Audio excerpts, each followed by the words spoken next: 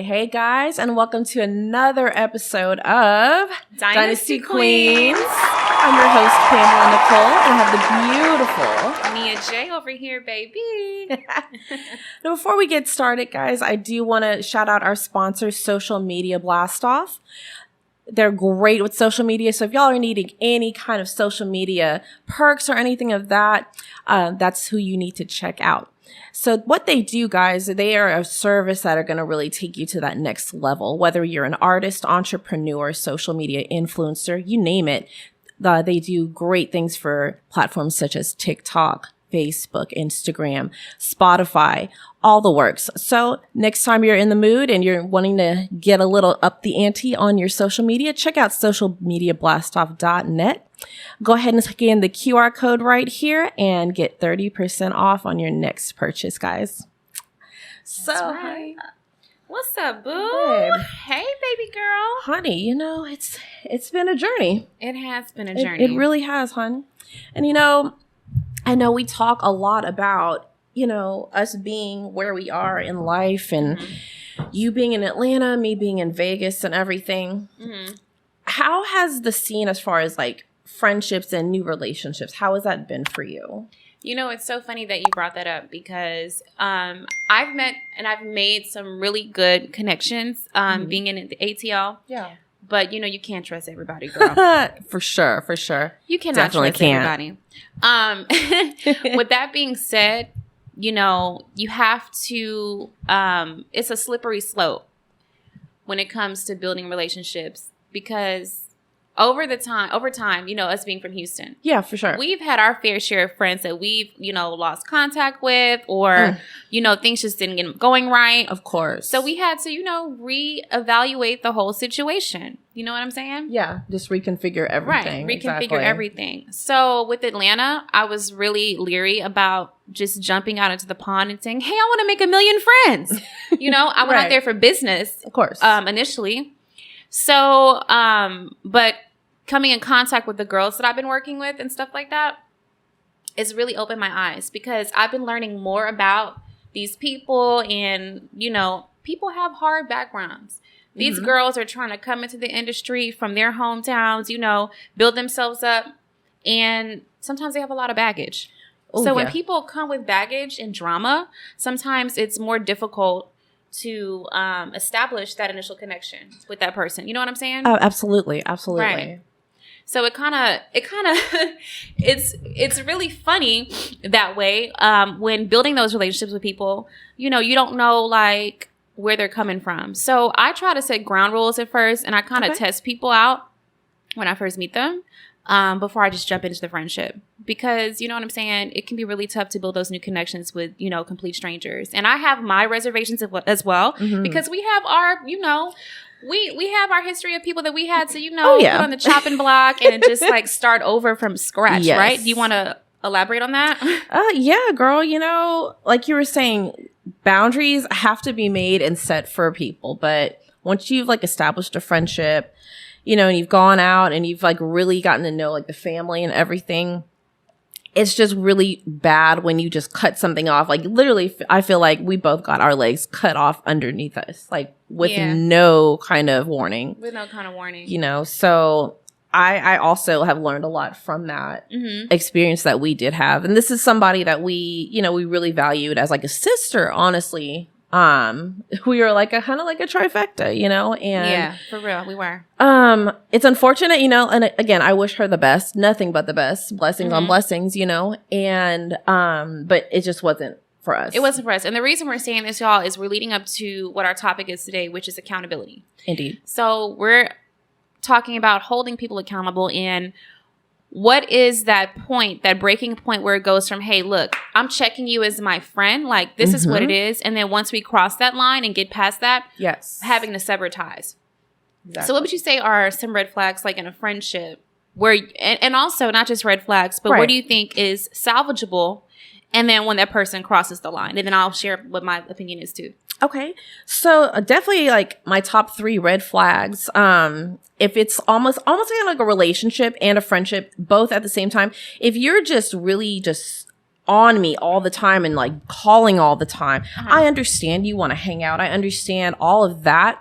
But as a mom, like, I just don't have that kind of time. And as a model, I'm everywhere. I'm literally everywhere. So I don't have just all the free time in the world just to do this and that, go to the mall with you, go eat with you. I just don't have that kind of time. And so when it becomes a problem where you're calling me 5, 6, 7, 8 times a day, that's a red flag for me. Because I'm just like, if you don't understand from the get that I'm a busy woman and I got things I got to take care of, I've got kids I got to take care of, like, no, it's just a red flag. I feel you on that one. For sure. Number 2 for me definitely is bad talking the people I love. Like, if you're going to come into this situationship, we can just call it like a situationship, and you're going to badmouth like people that you don't even know and say, well, you know what, I really don't like you hanging out with so-and-so. They give me a bad vibe. That's too bad, because I've been with this person over a decade. I don't have no bad vibes. That's just, that's a you problem. That has nothing to do with me at that point. So yeah, I find that to be really catty. Like, I'm an adult, I'm a grown woman, so I'm going to be friends with who I want to be friends with at the end of the day. No woman or whoever is going to tell me, hey, you know, me and her fell out, so you need to, you know, no, absolutely. If I don't have a problem with that person, I'm not going to stop communicating, but I'm also not going to be fake about it. I'm going to let, you know, that friend, or I call that an associate. If you're that petty, you're an associate at that point. Period. I'll let that person know, like, hey, look, I know you have beef with so-and-so, but guess what? I'm good with her. We don't have any problem. We've never had problems. And guess what? Exactly. I don't have any problems with you. So why can't we all be adults about the situation? And guess what? Y'all don't have to connect or link. I can link up with you at certain times and link up with this other person at certain times. We don't ever have to be in the same room together. Exactly. But for you to think you're going to control me and say, oh, like this is elementary school. Oh, y'all aren't going to hang out because I don't like her anymore. That's not my problem. Clear. That is definitely a you problem. If you're still adding value to my life as a friend, I want you around. Period. You know what I'm saying? That's always, honey. And I know that you have a lot of folks, and I do too, that you've had to cut off over the years. Baby. But I know we share one mutual one in particular. And, you know, this person didn't have any reason to come at me for any reason at all. No reason to have any, you know, hatred towards me or dislike. I consider that to be a sense of envy. You know what I'm saying? Like, if you have no reason to hate me besides the fact that you just hate me, you just decided one day, I don't like her anymore, then you must be jealous because I have motion going on. Clearly. And I feel like this person saw that we both had motion and we both had, you know, true potential to do really big, powerful things, and she felt like she didn't. And here's the killer part, though. The thing with this person, she was always included. She could have ate, too. She was always included. That's right. Always included. And had potential to be something herself. Yes. But see, when you're so focused on being negative and comparing yourself to the next person, and not focusing on what your true potential and your dreams are, and not just dreams, actually putting them into fruition, then I just can't be around you. Period. Because we don't have the same mindset. At all. You know what I mean? At all. Why are you so worried about what I got going on? Like, worry about yourself. Yeah. I stand 10 toes deep in everything that I got going on business-wise for myself. I don't need anybody to tell me, oh, you know, you can express your opinion. You can say that you're happy for me, whatever. And if you don't like it, I'm sorry. If you're uncomfortable, either remove yourself or I can remove you from my life, you know? So I feel like this person that we're talking about, this one person in particular, because I have so many different examples. Yes. With this one person, I feel like I was just cut off like cold turkey, no explanation as to why I was cut off. And the only, you know, conclusion that I have is that it was some type of jealousy involved. Indeed. And, you know, just to elaborate more on that situation, you know, it was like a 2-for-1 unfortunate event. So definitely jealousy was part of pretty much all of it, honestly, because it came down to, on my end, oh, you're copying me. You're doing this. You're doing that. And not realizing that, hey, if you're my friend and you realize I'm going through a really traumatic time in my life, I don't have time to try to copy or do anything that you're doing. I just don't have that time. I'm trying to get my mental together. I'm trying to get my heart and my mind aligned. Like, there's just so much going on. You were there the entire time and literally picked me up off of the ground during that traumatic time. So for someone to come in and say that all I'm worried about is you, girl, you're not a problem. Right, exactly. Not a problem. And it's really immature because we're grown, right? Mm-hmm. So I feel you should leave that behind, like in your teen years, maybe your 20s or whatever. But at this stage in the game, if you're still worried about, you know, who's besties of, you know, that was my best friend first and this and that and the third, and why you guys aren't including me in some of your business ventures or whatever, then it's like, you know, I just can't rock with you. I can't have you in my inner circle any longer. You gotta go. Yeah. You gotta go, boo. Like you said, we're grown. Like we're grown. You know, it's no time for the cattiness. I really don't have time for it. But back to your initial question about like in Atlanta. Yeah. I've made a lot of solid connections with a lot of females. I'm not gonna lie to you. Very solid connections. A lot of the girls that I work with are true and dear to my heart. Mm-hmm. They tell me their, you know, deepest and darkest secrets that I would never share. And because when I'm, you know, casting or hiring, you know, I also make it that I'm accessible. You can talk to me and call me about anything. So stuff that started off as business relationship became what's close to a friendship. Gotcha. You know? So I'm happy about that. And there's been some people that I've worked with or that I've crossed paths with. And it was just, you know, the vibe was just off. The vibe was off completely.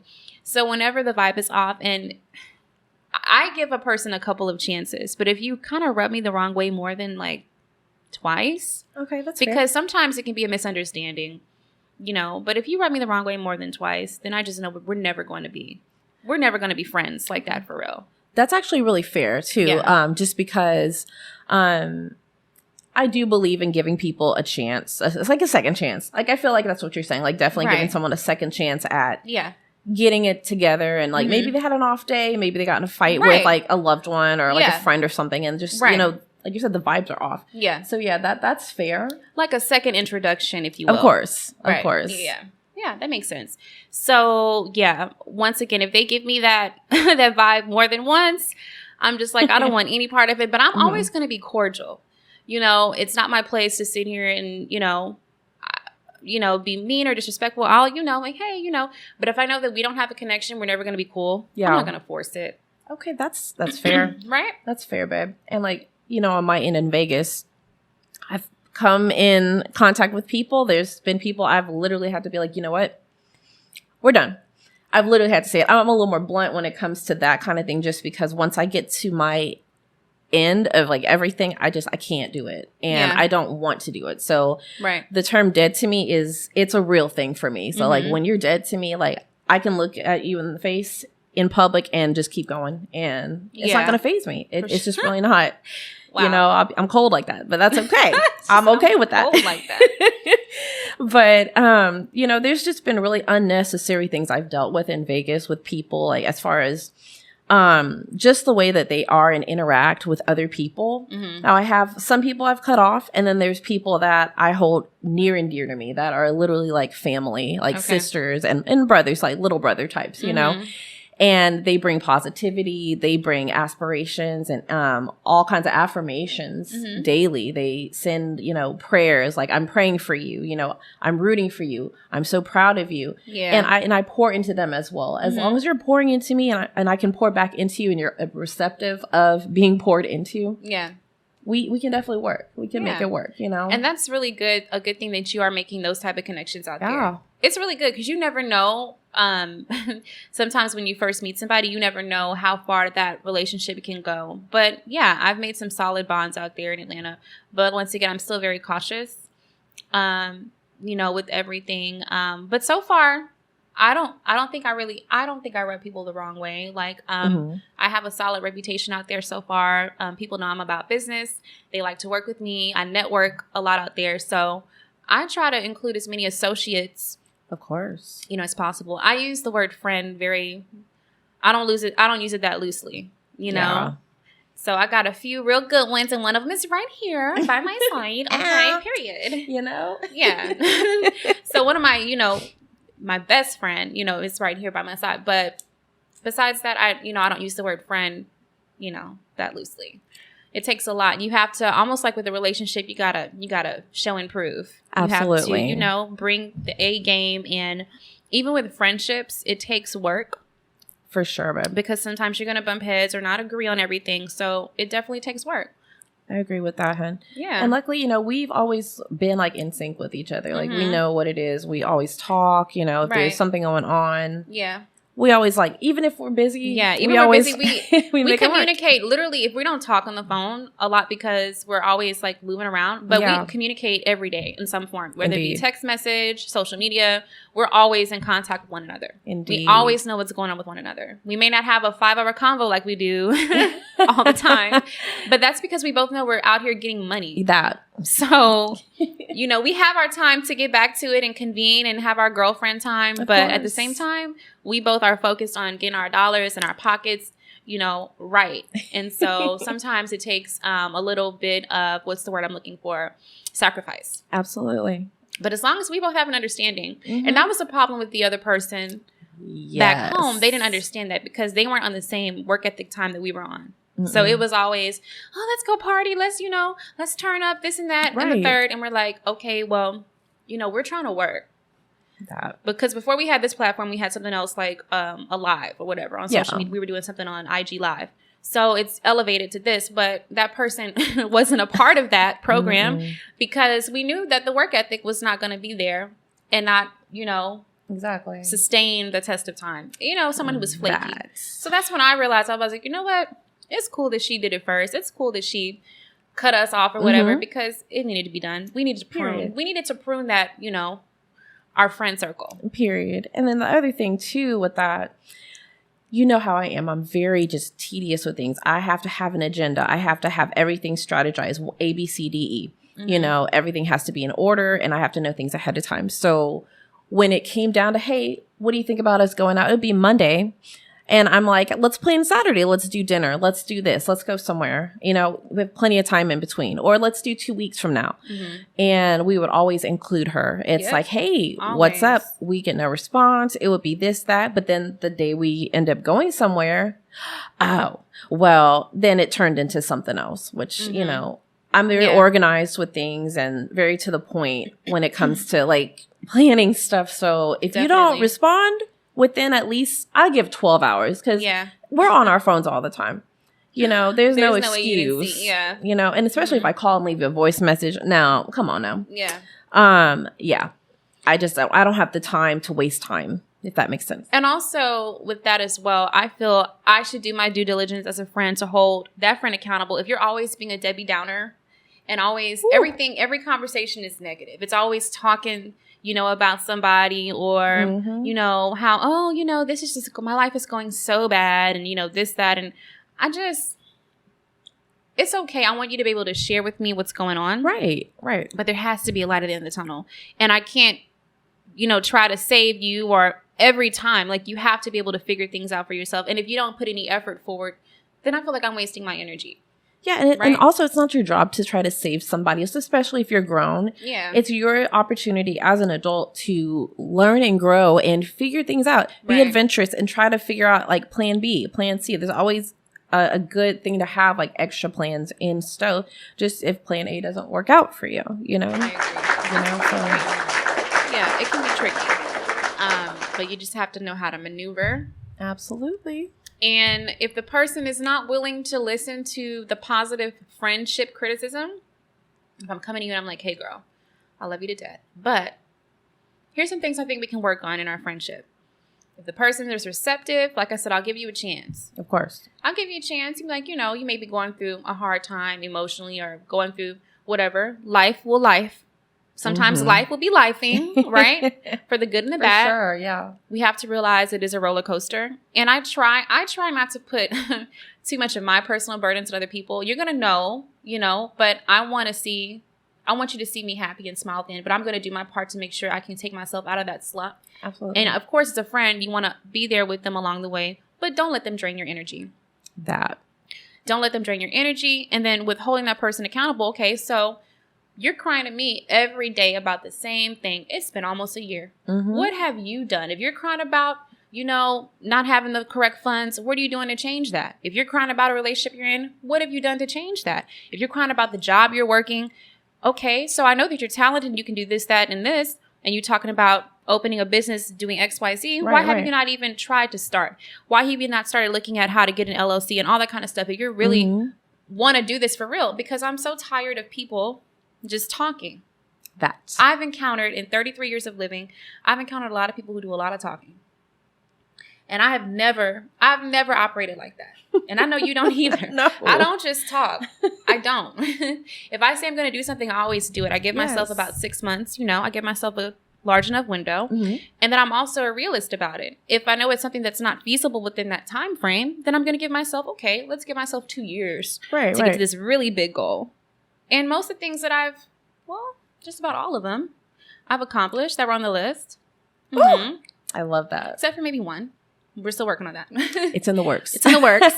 But yeah, so I have to be around someone who moves the way I move. Yes. And if not, then we're not going to be in sync. And I can't hold somebody accountable who's not even on my same wavelength. No, I understand that. I fully understand that, girl. Because same as me. Like, the people I walk with and I run with, let's just say run with, they're all in the same industry. They're all about their bread. They're all about making a positive change. And that's another big positive thing. I'm a burst of energy. Yes, you know you this. Definitely are. I don't do negativity at all. So I've had other instances where, and I've realized, and I'm learning as I go. Like, we're all like learning, you know what I'm saying? Constantly. So there's been instances where I didn't realize at the time that I was put in a predicament where I actually felt uncomfortable. And I'm usually not uncomfortable with a lot of things, but there are certain aspects with a certain person where things will happen. Yeah. And it's all about that person and their frame of mind or something about that just doesn't fit in the mix. And it draws negative attention to the situation. Right. So even actions speak louder than words sometimes too. So it may not even be about like what somebody says. It could be like the way they carry themselves out in public. And it just gets, I don't know. I've just gotten such ugly like feedback from it. And I'm perfectly okay. Like, I've done everything that I need to do, but I don't want to ever put myself in a predicament again where I'm out in public and I feel like ashamed or I'm embarrassed. Right. By the person or the situation that I'm associated with, and absolutely. That was a big one for me. And I didn't realize it until I realized it, know, and I'm like, oh, I don't like that. Right. I don't like that. So. And sometimes, I'm not going to go too deep into this one. Sometimes you have to hold family accountable too. Definitely family. They say blood is thicker than water. In some instances it can be, but, tread lightly with everybody when you have to. So, I hate to say that, but it's true. Anyone who is sucking your energy, anyone who is a leech or gives that Eeyore effect where they always have that cloud over their head, it's just that I just don't need it in my life. I want you to go to the left. Can we patent pin that Eeyore effect? I have never heard that before. I call it the Eeyore effect. And when I write my book and everything, I'm gonna have a whole chapter on the Eeyore effect. Ooh. Because I've been around so many people who really try to suck your energy and drain you. And I'm like, not today. I don't think so. No, you don't want to bring you down. Like, you don't want that. Because as a kid, you watched Winnie the Pooh. Winnie the Pooh can teach you a lot. Yes. Everyone had their own personality. And that Eeyore, I think that Eeyore spoke volumes. Like, he really did. You think it's funny, but for real, cartoons and shows, they put a lot of real life matters into the situation. Agreed. Adults can relate to. And then when you get older and you watch the stuff over again, you're like, oh, okay, that actually meant something. Exactly. So I definitely think that character there, and then you had Tigger. He was all happy-go-lucky and,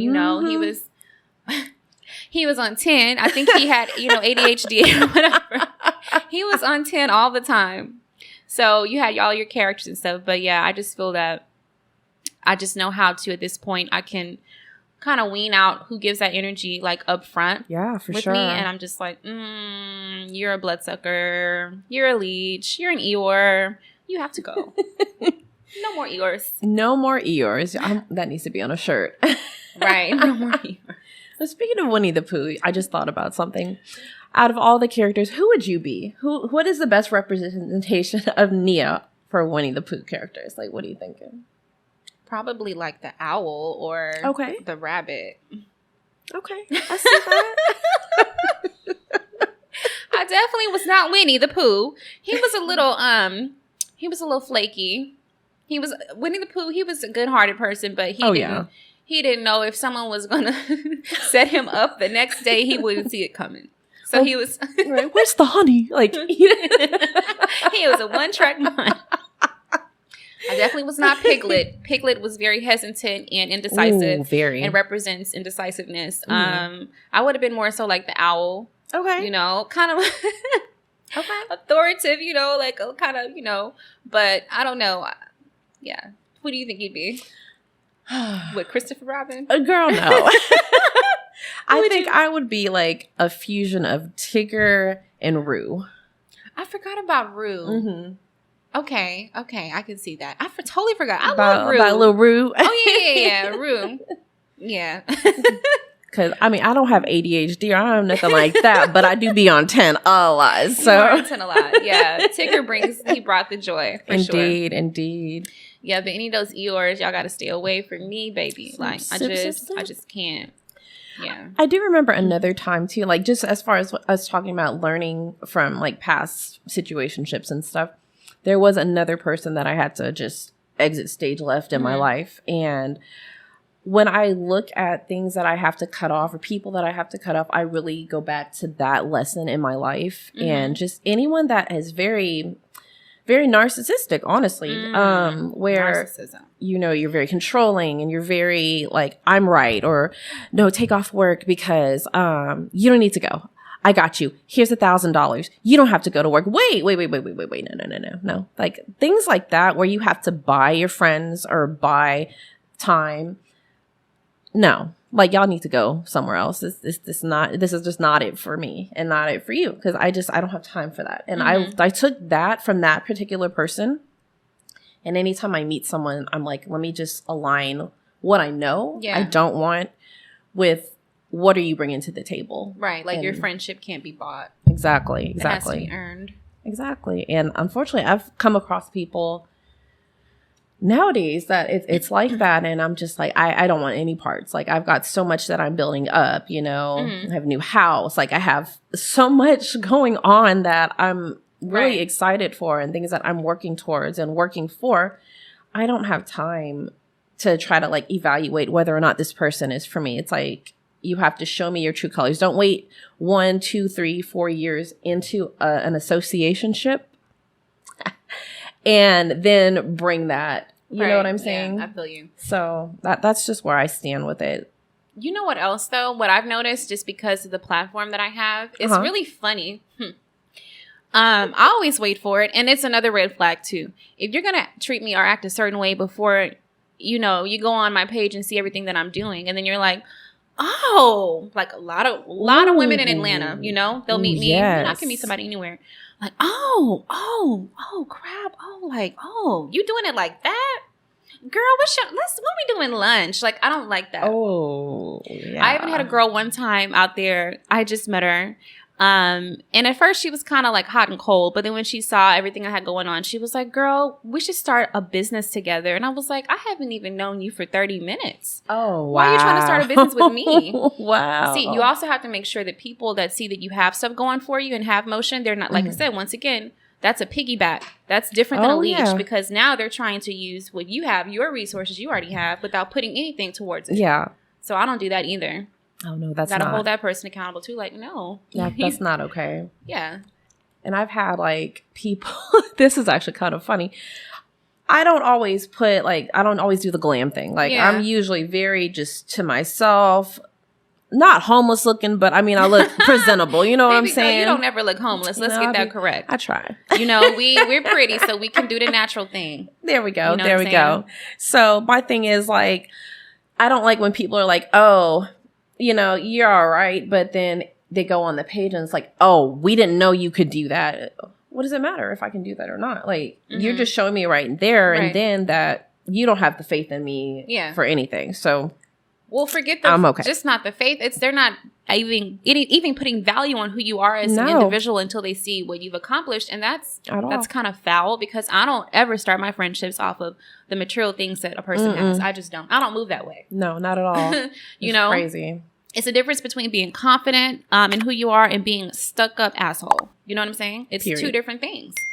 So, you know, I can't rock with the latter. Like, I can't. Agreed. You know, and it's a fine line, you know, but I can't do it. I mean, Drake said it best, no new friends, you know? Right, no new friends. I mean, I'm open to having new friends, that, you know, but come at me correct the first time. Yeah. Don't find out who I am and be like, oh, when we working together, like, what? You know, can I, you know, meet so-and-so and this and that and all this? And, oh, girl, you working with who? And you got connections where? And when we doing dinner, when we doing lunch? Like, no. I get that.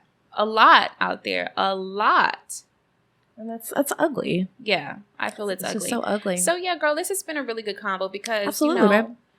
Just reminiscing about the times and the journey that we've come on and how far we've come, for sure. You know? So it's good. I know we've always held each other accountable. Absolutely. So all I can do is hope that, you know, we continue to thrive and prosper. And you guys as well, if you have any stories like that you want to share of someone who you had to hold accountable or a friend that you had to cut off, go ahead and drop the story in the comments. Make sure that you do subscribe to the page. Please. Not just watching the show. We support everybody and love everybody, but make sure you support us as well. Because we're giving a service to the community. So we appreciate you so, so, so much. So in closing, my name is Nia J. This is Dynasty Queens. I have the wonderful and beautiful Pamela Nicole. And until next time, see